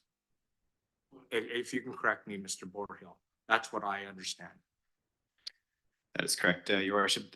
Short-term rentals aren't contemplated in the off-street parking bylaw. Staff don't have evidence to suggest that it is a major issue at this time. As was noted in our staff report, we get a small number of complaints every year. We could go back to our bylaw team and try to get a little bit more granular on what's actually generating the complaints. But at this point, we don't have any specifics about parking concerns. Councillor Ward. Oops, sorry. I just erased. Sorry, I shut my mic off by mistake there. I think where I'm confused here is it's my understanding that the provincial legislation effectively heavily restricts the use of private homes to be, as you said, party homes and things. I know exactly what you're saying. There's a few in Triangle Mountain and other areas that have historically been a bit problematic, but those were offsite owners living in Vancouver. I dug into the one in particular pretty heavily, and they would no longer be allowed to do that. You have some rules, just exceptions to the rules where you can, you're leaving the country for work for 2 months, you can get an exception to rent that place out. but most of these homes will be taken off the market under the provincial regulations. So it's a self-resolving problem in many ways. We don't need to take action because the province has done so. I think the ratio is about 87 to 13. We're really talking about 13% of units in Colwood that, which would be restricted to basement suites, accessory dwelling units, you know, rooms in homes. So I mean, I'm fine with, you know, if we want to have staff take the time to look at whether it's necessary, but I suspect that based on the data that's before us and combined with the provincial regulations, that we're chasing something here that's just a make work project. Okay, thank you. Councillor, I'm live here. Yeah, you're on. Thank you, Mr. Mayor. I have a question about the enforcement, which I assume would be reactive and. So are you talking to the amendment, Councillor Grove? I believe I'm adding to the discussion as a whole, specifically the amendment. I hope so. Because the business of enforcing the staff, enforcing this entire bylaw is going to cost something. So a business bylaw or a business license, $100 is not going to cover any of those costs or fees. Perhaps there's an operating permit type of consideration possible. And I also am concerned about, I'm just throwing this in here now because that's where it fit for me. Short-term RVs. We have, in my neighborhood, I've spotted a couple of RVs that are used on a short-term rental basis.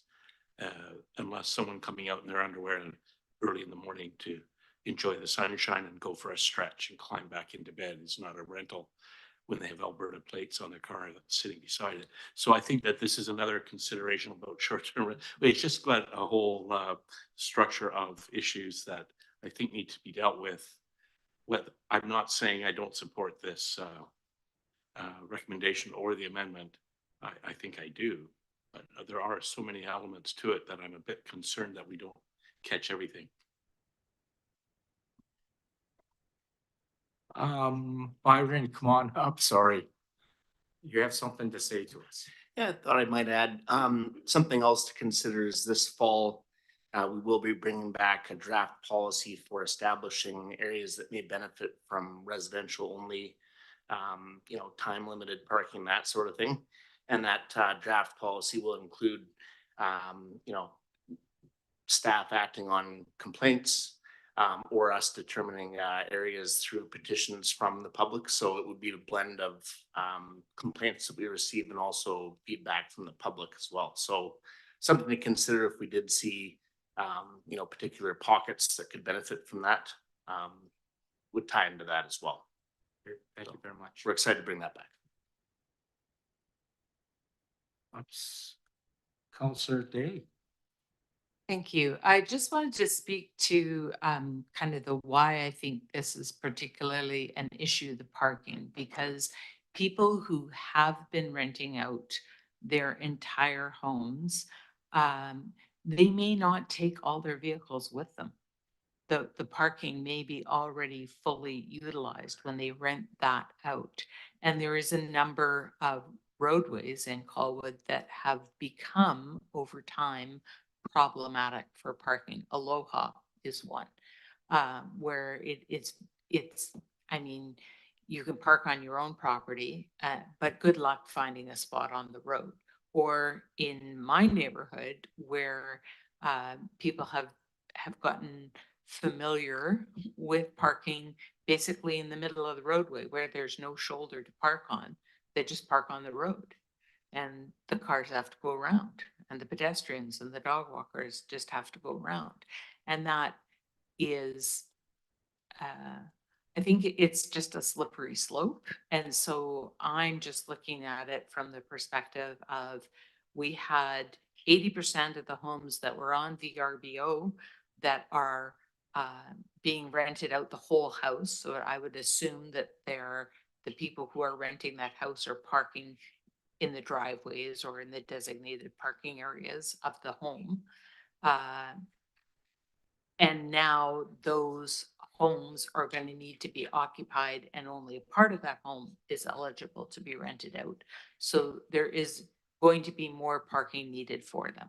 So I'm just asking that we try to consider that, because the business license that we're asking them to apply for doesn't do that. So that's why I've set that as an extra task. Maybe when staff bring this back to us, we'll have a different idea. Okay. This is my error again, sorry.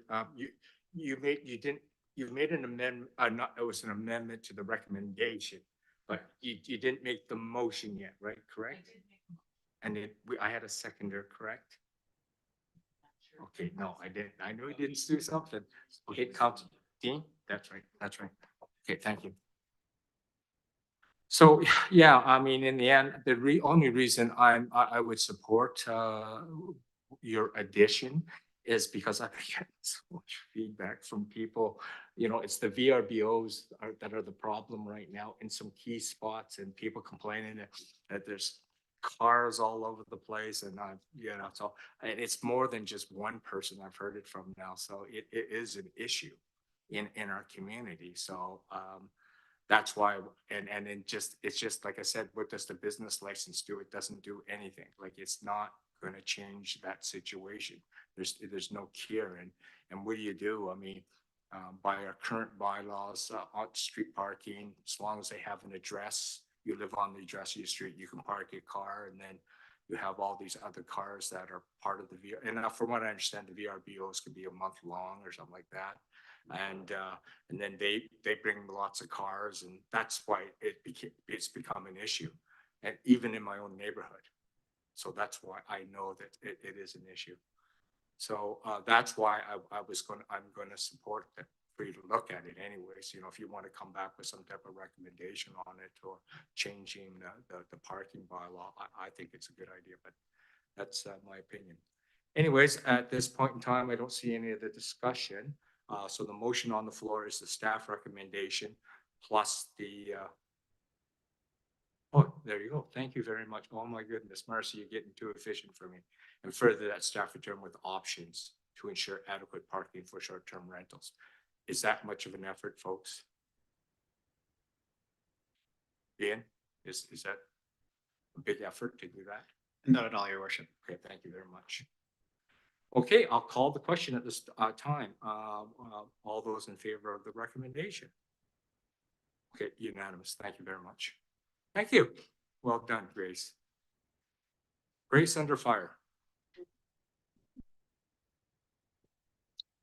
Okay, I'm just going to look at my counselor here. Oh, yes. Oh, she's good. Okay, so we'll move on. We'll get this thing. We'll go to bylaws next. And this is on the elections bylaw. A very, very good report, by the way, Marcy. That was great. Very self-explanatory. Do you want to introduce it? I can, if you'd like me to. Please. So in late 2023, council directed staff to research and provide council with a draft bylaw that will govern election signs for municipal, provincial, and federal elections. Staff were requested to designate public locations where election materials can be placed, as well as size restrictions for both public and private properties. A draft election signs bylaw has been prepared for council's consideration. Staff investigated suitable public locations for election signage, and 12 zones were identified based on signage visibility, historical locations, ensuring that the signage does not impede intersections, and public safety. Each candidate, elector organization, or third-party advertising sponsor may place up to 2 small election signs in each of the 12 identified zones, and 1 large sign in any of the zones to a maximum of 5 signs. So the draft bylaw has been included in your package for consideration of the first 3 readings, and I'm available if you have any questions. Great, thank you very much. I have one question. Are we going to have this, be able to implement this? I assume the rush on this is because of the upcoming provincial election. So we're going to make it effective for that provincial election? The bylaw actually wouldn't get read till the next council meeting, Correct. which is 2 days past that time frame. But we could, I did speak to the manager of communications, and if council does choose to give the first 3 readings tonight, we could put that information out that it's council's intent to pass this bylaw for this time frame. Thank you very much. That's Thank great. you. Any other questions? Okay, can I get a motion, please? Councillor Day, Councillor Grove, Discussion? Seeing none, all those in favor? Well, it's unanimous. Oh, I didn't think that was going, okay, perfect, thank you. Motion for adjournment, please. Okay, Councilor Grove. Councilor Olson.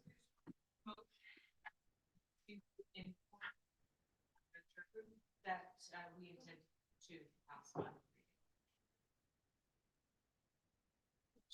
Sorry. What Marcy spoke to about being able to have this in place for the provincial election. That we give notice that we intend to have this passed. Okay, do we need a motion for that, or can we just do that? I could take it as direction. Okay. Thank you. Thank you. Motion for adjournment, please. Okay, thank you. Any opposed? Thank you very much, everyone. Shit.